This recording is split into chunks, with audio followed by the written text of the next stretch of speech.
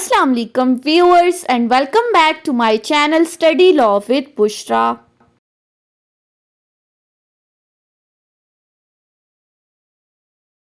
So we were discussing Civil Procedure Code 1908 and in this video we are going to discuss the topic of Order 2 of Civil Procedure Code 1908. But before starting the discussion, I request you all to please subscribe to my channel and don't forget to press the bell icon for latest updates. Do share this video with your friends and don't forget to comment your feedback. So let's move towards the discussion. Order 2 of Civil Procedure Code deals with the topic of frame of suit. अब इस order 2 में basically हमें ये बताया गया है कि जो भी सूट हम कोर्ट में फाइल करते हैं, जो भी केस हम कोर्ट में लेकर जाते हैं, उसके फाइल करने का क्या तरीकाकार है। आप कौन से क्लेम्स को मांग सकते हो, कौन से क्लेम्स नहीं मांग सकते, कौन कौन से केसेस आप सूट में फाइल कर सकते हो, ये तमाम चीज़ें इस ऑर्डर में बताई गई हैं। सो सबसे पहले रूल की तरफ आते हैं। रूल 1 बात करता है फ्रेम ऑफ द सूट को। Rule 1 states that every suit shall as for as practicable be framed so as to afford the ground for final decisions upon the subjects in dispute and to prevent the further litigation concerning them. Rule 1 में कहा गया है कि हर वो suit, अब shell का word use हुआ है, मैंडेटरी प्रोविजन है।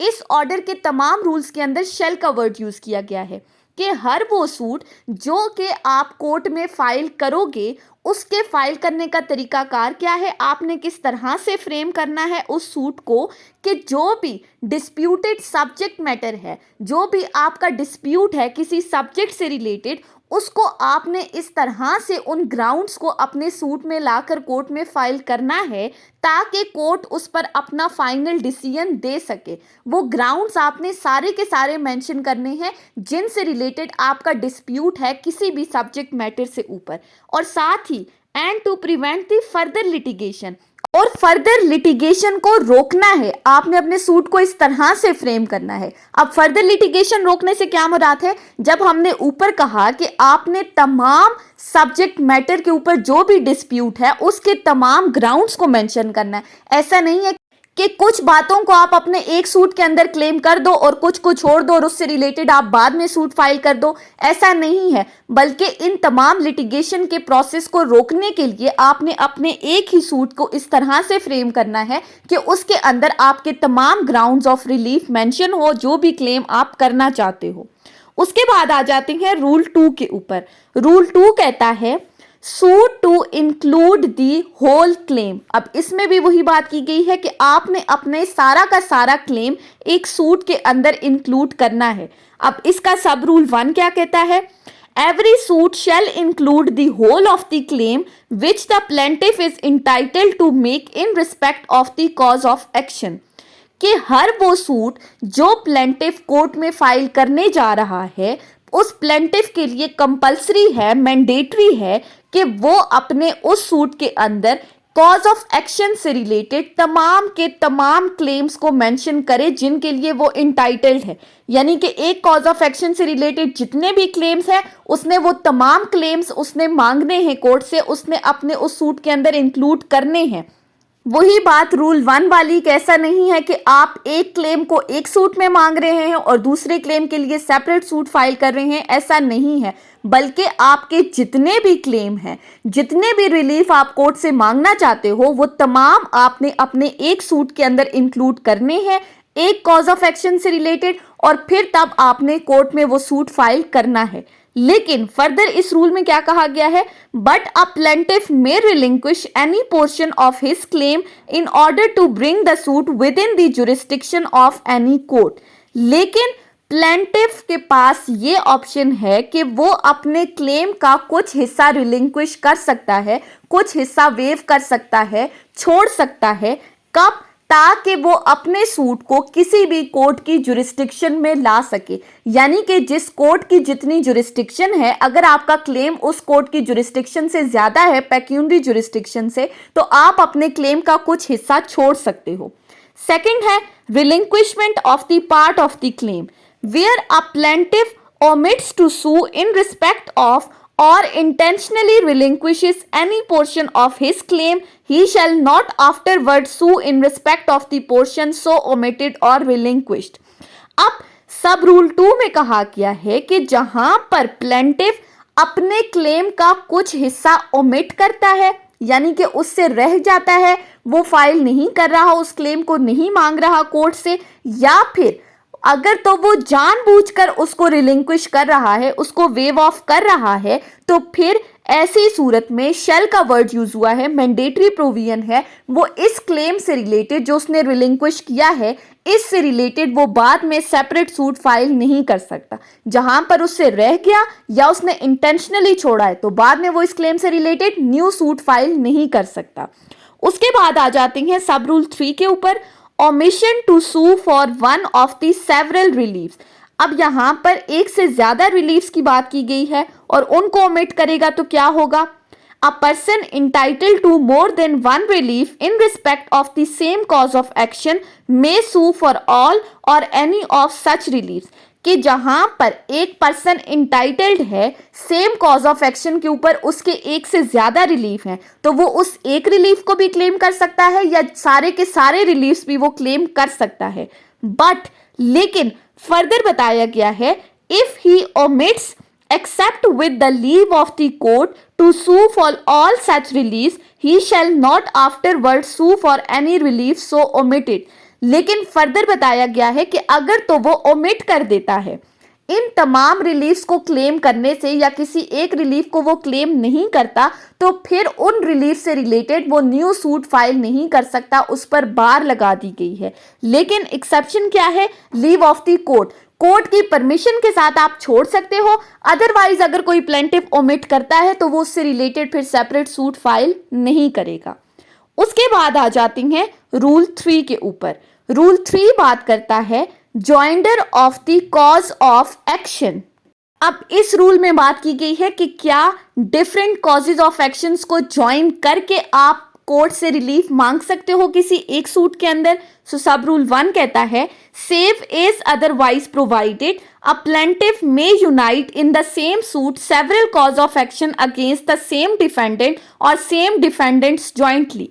सिंपली कहा गया है कि एक बंदा है, प्लेंटिफ है, उसका किसी एक डिफेंडेंट के against different cause of action के ऊपर वो रिलीफ मांगना चाहता है, किसी एक डिफेंडेंट के अगेंस्ट, या फिर अगर तो डिफेंडेंट एक से ज्यादा हैं लेकिन कॉजेज ऑफ एक्शन क्या है, वो डिफरेंट है, तो वो इन तमाम कॉजेज ऑफ एक्शंस को ज्वाइन करके उस एक डिफेंडेंट के अगेंस्ट या एक से ज्यादा डिफेंडेंट के अगेंस्ट सूट फाइल कर सकता है जॉइंटली। तमाम कॉजेज ऑफ एक्शंस को जॉइंटली वो एक डिफेंडेंट या डिफरेंट डिफेंडेंट्स के अगेंस्ट सूट फाइल कर सकता है।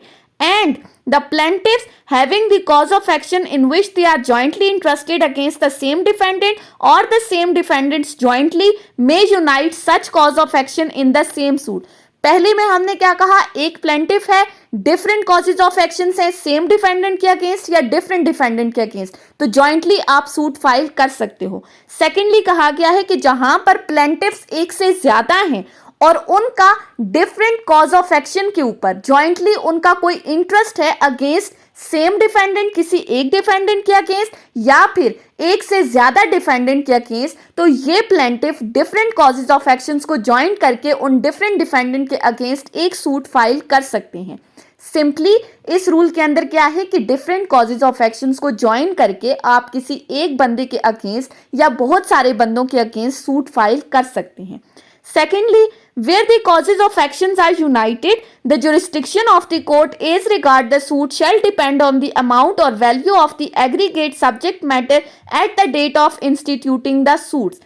Clause 2 में pecuniary jurisdiction of the court को डिस्कस किया गया है।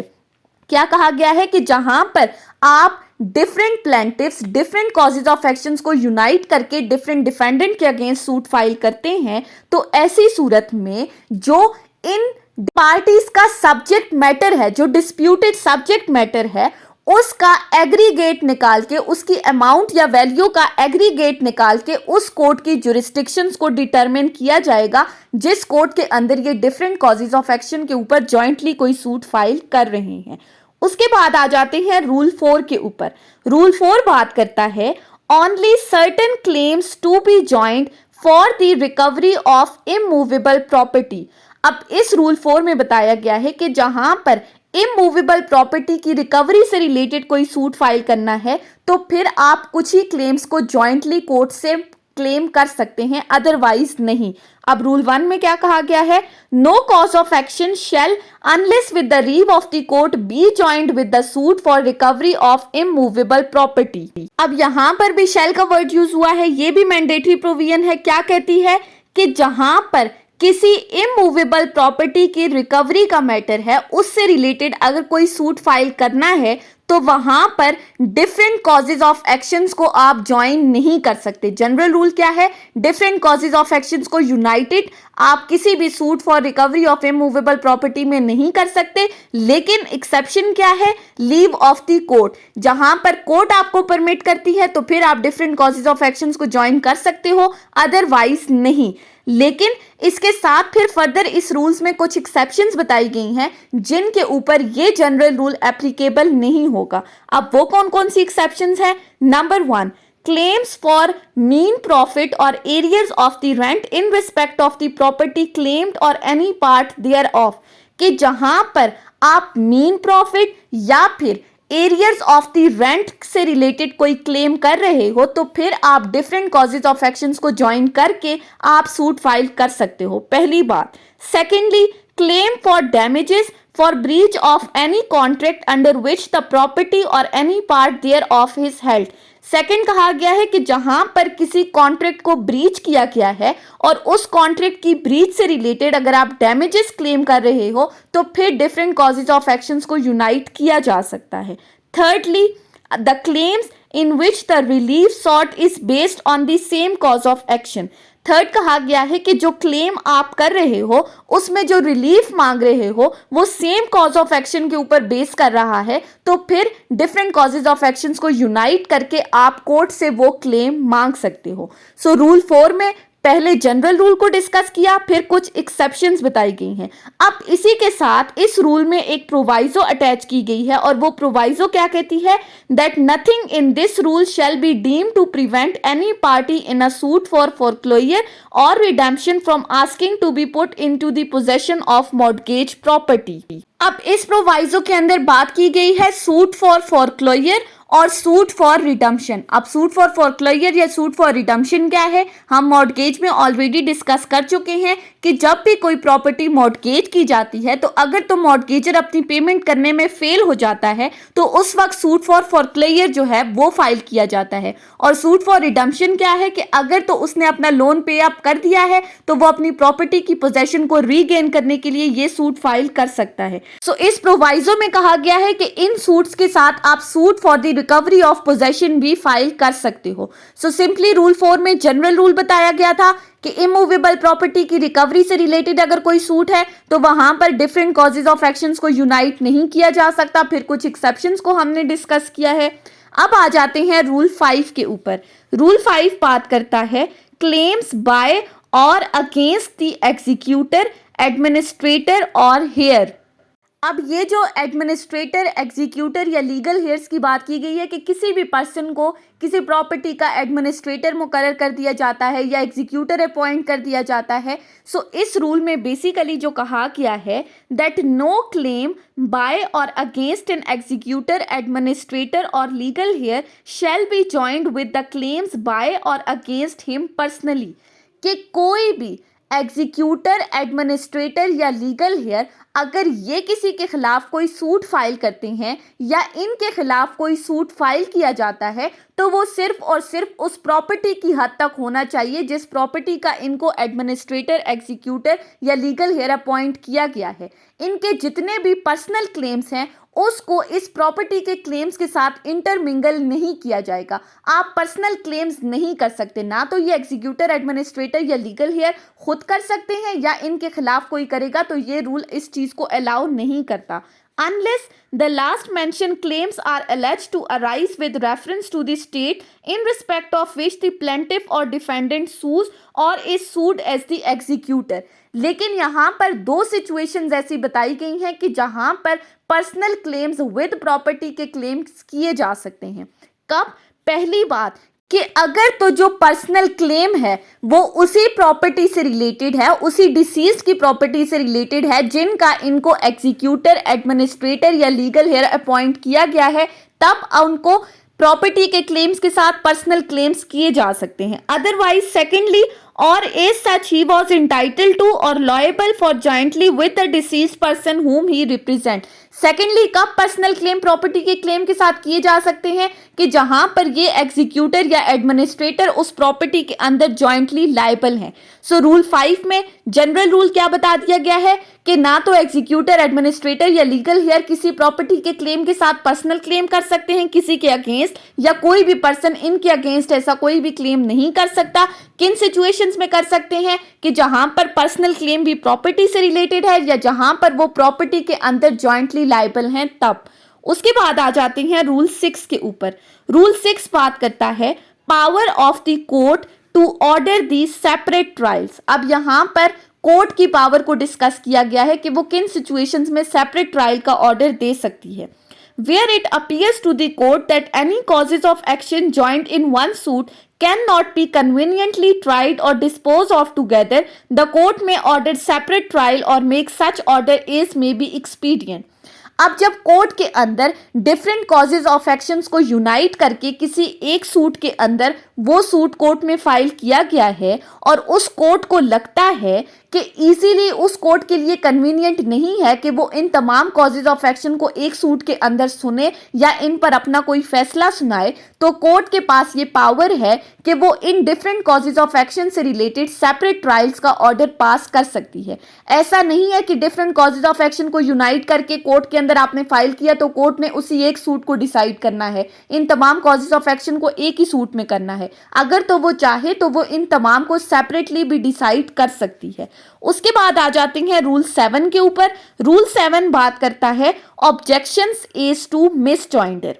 All the objections on ground of misjoinder of the cause of action shall be taken at earliest possible opportunity and in all cases where the issues are settled or before such settlement.